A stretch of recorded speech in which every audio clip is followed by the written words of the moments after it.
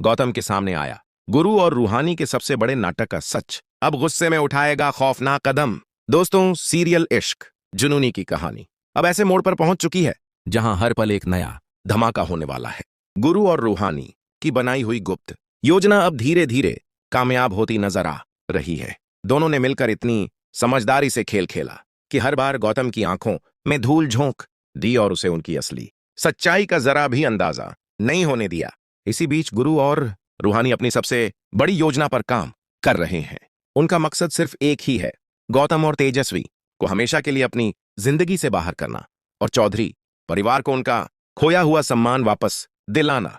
इसके लिए उन्हें सबसे पहले गौतम के पिए तक पहुंचना होगा, क्योंकि वही ऐसा शख्स है जो गौतम के सारे गुनाहों का सबसे बड़ा गवाह है।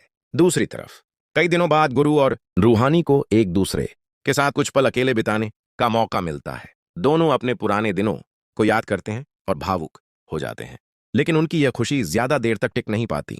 उसी समय पुष्पी मौसी और लीला एक नई चाल चलती हैं। उन्हें पहले से ही शक होता है कि रूहानी सिर्फ गौतम के सामने नाटक कर रही है, इसलिए वे गौतम को सीधे उस कमरे तक ले आती हैं जहां गुरु और रूहानी साथ मौजूद होते हैं।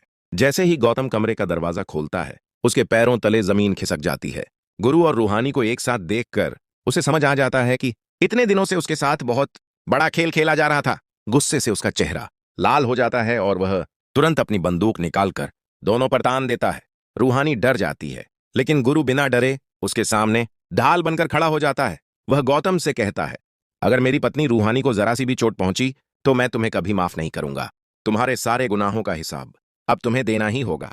मुझे पता चल चुका है कि तुम्हारा पिए जिंदा है और बहुत जल्द मैं उसे सबके सामने लाकर तुम्हारा असली चेहरा बेनकाब कर दूंगा। गुरु की बातें सुनकर गौतम के होश उड़ जाते हैं।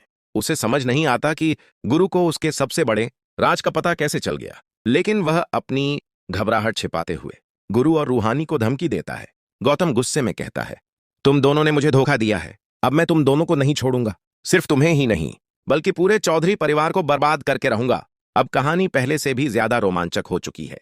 एक तरफ गुरु और रूहानी अपने मिशन के काफी करीब पहुंच चुके हैं, तो दूसरी तरफ गौतम पहले से कहीं ज्यादा खतरनाक हो गया है। क्या गुरु और रूहानी गौतम के पिए को ढूंढकर उसका सच सबके सामने ला पाएंगे? क्या चौधरी कोठी फिर से अपने असली मालिकों को मिल जाएगी, या फिर गौतम अपनी नई साजिश से एक बार फिर सब कुछ बदल देगा?